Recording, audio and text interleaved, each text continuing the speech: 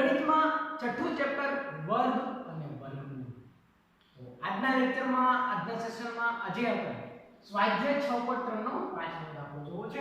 પાંચમા દાખલાની રકમ આપણને એવી રીતના આપેલી છે વિદ્યાર્થી મિત્રો કે નીચે આપેલી દરેક સંખ્યા માટે નાનામાં નાની એવી સંખ્યા શોધો કે જેના વડે ગુણવાથી મળતી સંખ્યા પૂર્ણ વર્ગ હોય. ઉપરાંત મળતી આ પૂર્ણ વર્ગ સંખ્યાનો વર્ગમૂળ પણ મેળવો. રકમ એવું કહે છે વિદ્યાર્થી મિત્રો કે આપણને જે નીચેની સંખ્યા જે આપેલી છે તેમાં એવામાં એવી નાની સંખ્યા તમે ઉમેરો કે જેથી કરીને તે પૂર્ણ વર્ગ સંખ્યા બની જાય અને પૂર્ણ વર્ગ સંખ્યા બની જાય છે તો તેનું પણ તમે વર્ગમૂળ મેળવો. તો અત્યાર સુધી આપણે શું કરતા કે વર્ગમૂળ જે છે આપણે મેળવવું હોય તો બે મેથડ આપણે કરીએ. એક તો બાદબાકી પુનરાવર્તિત બાદબાકીની મદદથી વર્ગમૂળ મેળવવું. સેકન્ડ મેથડ આપણે એવી જોઈ કે અવિભાજ્ય અવયવની મદદથી અવિભાજ્યકરણની મદદથી વર્ગમૂળ મેળવવું. પણ હવેનો જે દાખલો જે છે તે એકદમ સિમ્પલ છે, આવડે એવો છે. 252 આપ્યા છે, તમે એવા કઈ એવી સંખ્યા ગુણાકાર કરશો કે જેથી કરીને તે પૂર્ણ વર્ગ સંખ્યા બની જાય. રકમને સમજો કે નીચે આપેલી દરેક સંખ્યા માટે નાનામાં નાની એવી સંખ્યા શોધો કે જેના વડે ગુણવાથી તે સંખ્યા પૂર્ણ વર્ગ થઈ જાય. 252 પૂર્ણ વર્ગ સંખ્યા છે નથી. શું કામ નથી? યાદ કરો, આગળના લેક્ચરને યાદ કરો ત્યારે એકમનો અંક 0 1 4 5 6 કે 9 હોય તો તે સંખ્યા પૂર્ણ વર્ગ સંખ્યા છે, પણ 252 પૂર્ણ વર્ગ સંખ્યા નથી. તો આપણને એવું જ કીધું છે કે 252 માં તમે એવી કોઈ નાનામાં નાની સંખ્યા ગુણાકાર કરશો કે જેથી કરીને તે પૂર્ણ વર્ગ સંખ્યા બની જાય. એની સાથે ગુણાકાર કરો છો તો તે સંખ્યાનું વર્ગમૂળ કેટલું હશે? આવા પ્રશ્ન કે આપેલો છે. તો એકદમ સિમ્પલ છે. પહેલી વસ્તુ તો કે 252 ના તમારે અવયવ પાડવા પડશે. અવયવ કઈ રીતે પાડશો? તો કે અવિભાજ્ય અવયવીકરણની રીતથી. ચાલો 252 માં તમે અવયવ પાડશો. પહેલા તો તમને ખબર પડી જાય 252 ને 2 વડે ડિવાઈડ કરી શકાય, કારણ કે એકમનો 2 છે. 0 2 4 6 8 હોય તો 2 વડે ડિવાઈડ કરી શકાય. 2 1 2 2 1 2 2 2 4 1 વધશે 2 6 12 126 ને તમે 2 વડે હજુ ડિવાઈડ કરી શકશો, કારણ કે એકમનો અંક 6 છે. 2 6 12 2 3 6 36 બરાબર. હવે જો 63 આવ્યા. 63 ને તમે 2 વડે ડિવાઈડ નહીં કરી શકો, કારણ કે એકમનો અંક 0 2 4 6 8 હોય તો જ તમે 2 વડે ડિવાઈડ કરી શકો.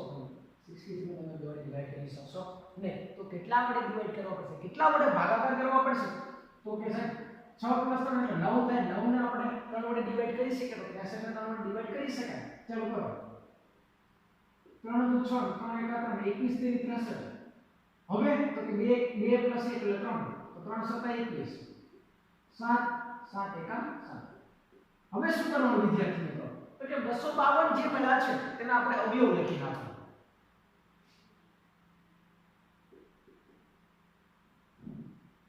252 ના અવયવ 2 × 2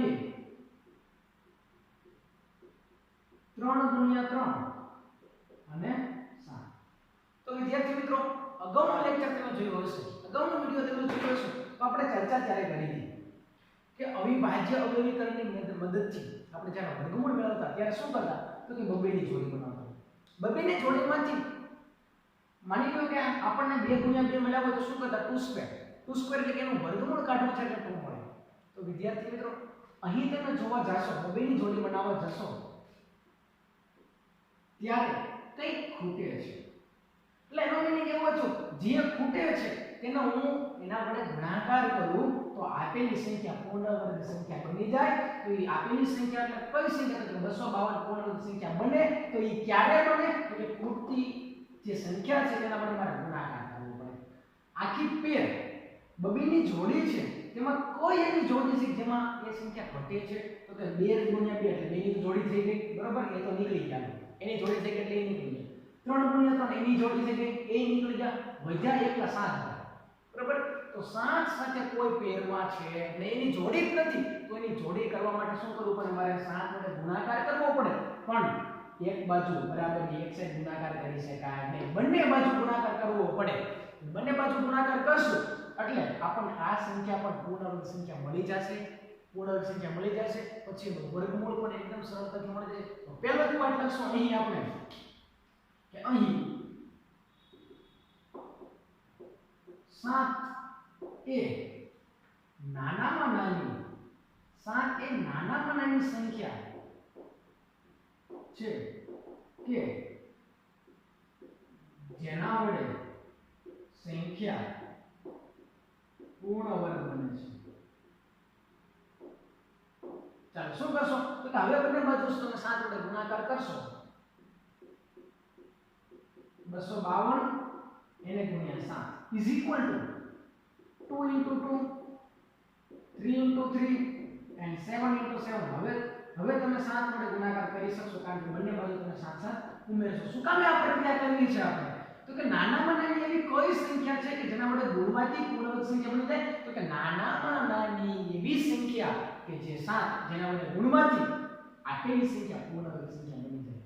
ચાલો પૂર્ણવર્ગ સંખ્યા બની જાય છે તો કે આ છે બની જાય બંનેની જોડી હવે થઈ ગઈ બરાબર બધાની બની ગયા 2 નો વર્ગ ગુણ્યા 3 નો વર્ગ ગુણ્યા 7 નો વર્ગ. ચાલો આ બાજુ તમે ગુણાકાર કરશો 252 એને 7 વડે મલ્ટીપ્લિકેશન કરશો 252 ને તમારે 7 વડે ગુણાકાર કરશો એટલે જવાબ મળશે વિદ્યાર્થી મિત્રો 2 7 જા 14 7 5 જા 35 35 plus 1 36 7 2 જા 14 14 plus 3 એટલે 17 1764 બરાબર કેટલા મળશે તો કે 1764 જે છે તે તમારી પૂર્ણ વર્ગ સંખ્યા મળશે. સમજો વિદ્યાર્થી મિત્રો રકમને કે જેના વડે ગુણવાથી મળતી સંખ્યા પૂર્ણ વર્ગ મળે કઈ સંખ્યા તો કે 7 વડે ગુણવાથી પૂર્ણ વર્ગ સંખ્યા મળે મળતી આ પૂર્ણ વર્ગ સંખ્યાનું વર્ગમૂળ પણ મેળવો એટલે કે 1764 નું વર્ગમૂળ પણ તમને મેળવવાનું કીધું છે. પણ એકદમ સિમ્પલ છે વિદ્યાર્થી મિત્રો આમાં કઈ અઘરું છે જ નહીં. ટોટલ બેટા મોડને ઉડાડો કારણ કે વર્ગમૂળ મેળવવું છે વર્ગમૂળ મેળવવું તો બગડો જે છે ઉપર ઘાતનો હોય ને આપણે રિમૂવ કરવા પડે કાઢવા પડે અને કાઢો ત્યારે શું વધશે જેનો વર્ગ છે એનો વર્ગમૂળ કાઢો એટલે 2 જ મળે તો ઘાસ જ મળે 3 નો વર્ગ એનો વર્ગમૂળ કાઢો એટલે 3 મળે 7 નો વર્ગ એનો વર્ગમૂળ કાઢો એટલે 7 મળે અને 1764 નું તમે વર્ગમૂળ કાઢવા જાવ છો 1764 ઇઝ ઇક્વલ ટુ આ બધાનો તમે મલ્ટીપ્લિકેશન કરશો 7 થી 21 21 ને 42 1764 નું વર્ગમૂળ 42 મળે છે. તો આ દાખલો અહીં પૂરો થાય છે. તો વિદ્યાર્થી મિત્રો ફરીથી એકવાર રિપીટ કરું છું કે પહેલી વસ્તુ પહેલા તો રકમને સમજો રકમ શું કહેવામાં આવે બાકી ટકો નહીં પડે. રકમ એવું કહે છે કે નીચે આપેલી દરેક સંખ્યામાં નાનામાં નાની એવી કઈ સંખ્યા નાનામાં નાની એવી કઈ સંખ્યા જેના માટે તમે ગુણવાથી આપેલી સંખ્યા પૂર્ણ વર્ગ બને. તો જે પેર ઘટે છે જે જોડીમાં ઘટે છે બની શકે છે વિદ્યાર્થી મિત્રો કે આવું પણ આવે કદાચ 2 into 2 3 into 5 બરાબર છે તો શું કરવું બરાબર છે આવું બની શકે કે 3 ગુણ્યા 3 એનો ગુણ્યા 5 તો બે જોડ તો કમ્પ્લીટ થઈ ગઈ 2 into 2 અને 3 into 3 તો હવે નાનામાં નાની તમે સંખ્યા 5 ઉમેરશો ને તો આ જોડી કમ્પ્લીટ થાય. તો 5 એક બાજુ ઉમેરાય ને કારણ કે વંશનો નિયમ છે બરાબર કે તમે મન પડે એવી રીતે તમે એડ કરી શકો નહીં 5 વડે આ બાજુ ગુણાકાર કરો બરાબરની સામેની સાઈડ પણ મારે ગુણાકાર કરવો પડે બંને બાજુ ઇક્વલ રાખો પડે સરખું રાખવું પડે બરાબર છે. તો આમાં નાનામાં સંખ્યા કઈ આવશે 5 આવશે. સેમ ટુ સેમ બની શકે કે 13 આવી આ બાજુ આવો બે કમ્પ્લીટ છે કે 2 into 2 30 આવી તો નાનામાં નાની કઈ સંખ્યા તમારે ઉમેરવી પડે તો કે 13 ઉમેરવી પડે બંને બાજુ તમે 13 ઉમેરો છો એટલે આ બાજુ તમને પૂર્ણ વર્ગ સંખ્યા મળી જશે અને પૂર્ણ વર્ગ સંખ્યા મળી જાય તેનું તમારે વર્ગમૂળ કાઢવું છે એટલે ટોટલ બેઠા મોટે બધાને ફરક દે ઉડાડી દેશો એટલે તમને એનું વર્ગમૂળ મળી જશે.